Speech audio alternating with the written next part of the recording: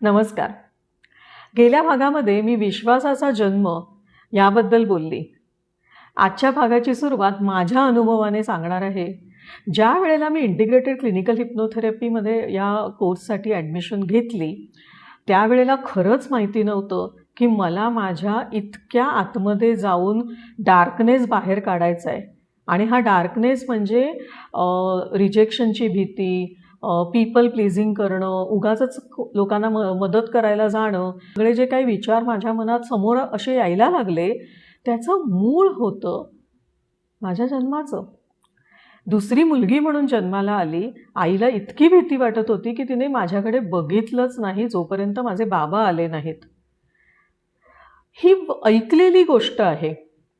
मात्र ज्या वेळेला मी थेरपी करायला घेतली स्वतःवर आणि मी जेव्हा सबकॉन्शियस माइंडमधून मला जे लिटरली एखादा पिक्चर कसा आपल्याला दिसतो तसं आपल्याला दिसत जातं किंवा आपल्याला ते सेन्स व्हायला लागतं, आपली बॉडी बोलायला लागते थेरपीमध्ये.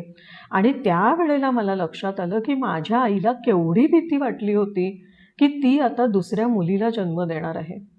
वाईट कोणीच नाही आहे, नाही आजी, नाही आजोबा किंवा माझ्या आत्या मावशी, कोणी वाईट कोणीच नाही. पण त्यावेळचा काळच असा. आणि त्याहून महत्त्वाची गोष्ट म्हणजे तो दृष्टिकोन किंवा त्या श्रद्धा अशा होत्या की अरे दुसरी मुलगी म्हणजे एक मुलगा होऊन गेला म्हणजे बरं. त्यामुळे अजूनही मी त्या अनुभवाचा म्हणजे आईच्या गर्भात आणि पहिला श्वास घेतल्यानंतर जे काही मला अनुभव आले त्याचा आजही मी अनुभव घेत आहे. आता फरक एवढाच झाला आहे की थेरपी घेतल्यामुळे माझा दृष्टिकोन बदलला आहे. जे ट्रिगर्स येतात ते ट्रिगर्स आता मी पूर्वी रिॲक्ट होत होती, आता रिस्पॉन्ड करते. हा सर्वात मोठा बदल झाला. त्यामुळे विश्वास फारच लोकांवर जास्त ठेवला मी. विश्वास हा माझ्यासाठी प्रॉब्लेम नव्हता. माझ्यासाठी प्रॉब्लेम खूप वेगळ्या पद्धतीने माझ्यासमोर आले. तर फार महत्त्वाचं आहे हा पहिला टप्पा, त्याच्यावर प्रभुत्व मिळवणं, तो म्हणजे ट्रस्ट और मिसट्रस्ट. आता आपण दुसऱ्या टप्प्याकडे जाऊया. म्हणजे साधारण पूर्वी 3 ते 5 वर्षातली मुलं इच्छाशक्ती किंवा नियंत्रण शिकत होती. आता काळ इतका बदलला आहे की अगदी एक 1.5-2 ते 2.5-3 वर्षाचं मूल नाही म्हणायला शिकतं. मला हा ड्रेसच नाही घालायचा आहे किंवा ओरडायचं. म्हणजे त्यांना सांगायचं असतं आपल्याला की मला आता स्वतंत्रपणे निर्णय घेऊन द्या. म्हणजे तुम्हाला आश्चर्य वाटेल की अरे 1.5-2 वर्षाचं, 2.5-3 वर्षाचं मूल. पण आपण शरीराकडे बघतोय ना. शरीर आहे 1.5 ते 1.5-2 वर्षाचं, पण आत्मा मात्र कदाचित जास्त ज्ञान घेऊन आलेला असेल. त्यामुळे त्याला जर तिथे नियंत्रण केलं गेलं, अरे इथे नको बसूस, असं नको करूस, तसं नको करू, तसं नाही करायचं, तर इकडे त्याची इच्छाशक्ती डेव्हलप होणं फार कठीण होऊन बसतं. दुसरी गोष्ट म्हणजे त्याला स्वतःच्या आयुष्याचा मग ताबा पण घ्यायला डिफिकल्ट होत जातं. आणि हे आपण पुढे जाऊन दिसतं. म्हणजे तुम्ही ऑब्झर्व करायला लागाल तर बऱ्याच वेळेला नाही म्हणता येत नाही किंवा सहजपणे कोणालाही आपण आपल्या आयुष्याचा ताबा देतो किंवा काही ठिकाणी निर्णय घेण्याची क्षमताच दिसत नाही.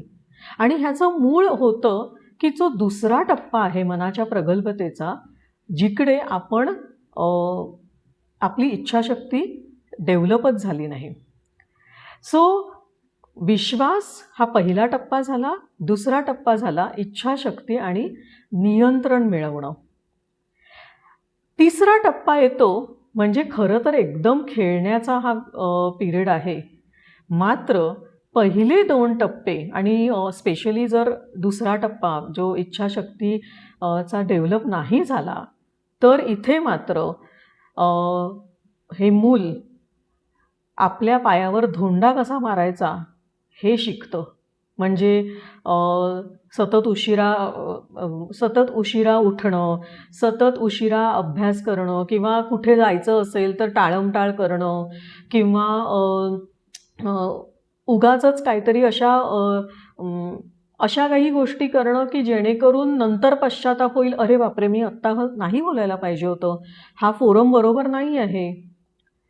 पण जर पहिले 2 टप्पे छान डेव्हलप झाले तर साधारण 6-7 वर्षाचं मूल हे आपल्या स्वतःला व्यवस्थित व्यक्त करू शकतं. आणि त्यामुळे बरेच वेळा असं होतं की माणसाचं वय आहे 40 वर्ष, तरीसुद्धा स्वतःला व्यक्त करता येत नाही, निर्णय घेता येत नाहीत. बऱ्याच वेळेला आपले जी काही प्रोफेशनल लाईफमध्ये प्रगती होत नाही त्याची मूळ कारणं ह्या पहिल्या 3 टप्प्यामध्ये शक्यतो आम्हाला मिळतात. कॉन्फिडन्स नाही आहे, कॉन्फिडेंटली म्हणजे उत्तरं आतमध्ये माहिती आहेत किंवा एखादं स्किल खूप छान आहे पण ते प्रेझेंट करण्याची जी काही स्किल लागते ती नाही आहे. मग त्याच्यामुळे सेल्फ वर्थ लो होतो. बरेच वेळा ह्या एज ग्रुपमध्ये म्हणजे जिथे प्ले एज आम्ही म्हणतो किंवा साधारण 6 to 8 इयरमध्ये एक राग आतमध्ये खूप असतो आणि तो राग ह्या मोठ्या माणसांबद्दल असतो. मग त्याच्यामध्ये आई वडील, आजी आजोबा, आजूबाजूचे शेजारी पाजारी इथपर्यंत की टीचर्ससुद्धा. तो राग इतका येत जातो कारण मला जे करायचं आहे ते करून दिलं जात नाही आहे आणि त्यामुळे मोठं झाल्यानंतर सबकॉन्शियसली कोणत्या पद्धतीने आपण तो राग व्यक्त करू तो आपल्याला कल्पना पण करता येणार नाही. जर तुम्ही बारकाईने स्वतःचं निरीक्षण केलं, स्वतःच्या आचरणाचं निरीक्षण केलं तर तुम्हाला लक्षात येईल की मी इथे नाही असं बोलायला पाहिजे होतं किंवा माझ्याकडे हे स्किल आहे, मला इथे पुढे जायचं आहे पण मी का नाही जाऊ शकत आहे. ऑब्झर्वेशन फार महत्त्वाचं आहे. सो पहिली गोष्ट ही जी माहिती मी देत आहे ती म्हणजे स्वतःसाठी आणि आपल्या आजूबाजूला जी आपली लहान मुलं वाढत आहेत किंवा ज्यांची ऑलरेडी मुलं वाढलेली आहेत त्याच्यामध्ये मी पण येते. तर अपराधी वाटतं, अरे मला हे ज्ञान अगोदर असतं तर मी कदाचित माझ्या मुलाशी वेगळ्या पद्धतीने वागली असती. आणि अगेन हा मी माझा अनुभव सांगते कारण हा अभ्यास केल्यानंतर आणि थेरपीजनंतर मला स्वतःला लक्षात आलं की मी किती चुकीच्या पद्धतीने माझ्या मुलाशी वागली आहे.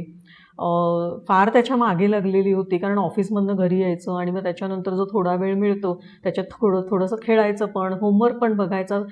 बऱ्याच आपल्या इच्छा आकांक्षा आणि आपल्या भीती आपण आपल्या मुलांकडे मग सबकॉन्शियसली त्यांच्यावर लादण्याचा प्रयत्न करतो.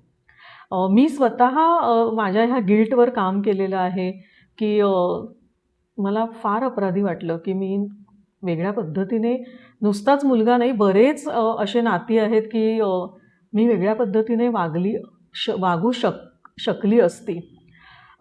पण आता थोडासा वेळ द्यावा लागतो ही नाती पूर्णपणे पुन्हा डेव्हलप होण्यासाठी. तर ही जी माहिती मी देत आहे त्यामध्ये अपराधी वाटेल, दुःख होईल, पण जर तयारी असेल तर नक्की सबकॉन्शियस माइंडची थेरपी घ्या.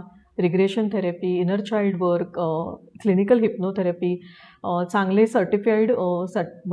सर्टिफाईड थेरपिस्ट बघा आणि तुम्हाला हलकं वाटायला लागेल आणि संबंध स्वतःशी पहिला चांगला जुळायला लागतो आणि जेव्हा स्वतःशी संबंध चांगला जुळायला लागतो त्यावेळेला इतरांशी चांगला जुळायला लागतो. काही वेळेला असं होतं की काही व्यक्ती आपल्या आयुष्यातून जातात पण तरीसुद्धा आपण मात्र खूप लाईट फील करावं लागतो कारण आपण एनर्जी बऱ्यापैकी क्लिअर केलेली असते आणि आयुष्य खूप वेगळ्या पद्धतीने जगायला आपण शिकतो. पुढच्या भागामध्ये आपण बघणार आहोत की प्युबर्टी एजमध्ये मुलांना काय त्यांच्या मनावर काय संस्कार होतात आपल्या वागण्यामुळे, आपल्याला कमी ज्ञान असल्यामुळे. आणि लवकरच भेटूया. धन्यवाद. काहीही तुम्हाला या विषयाबद्दल काही शंका असतील, प्रश्न असतील तर जरूर मला कमेंट्समध्ये टाका. थँक्यू. धन्यवाद.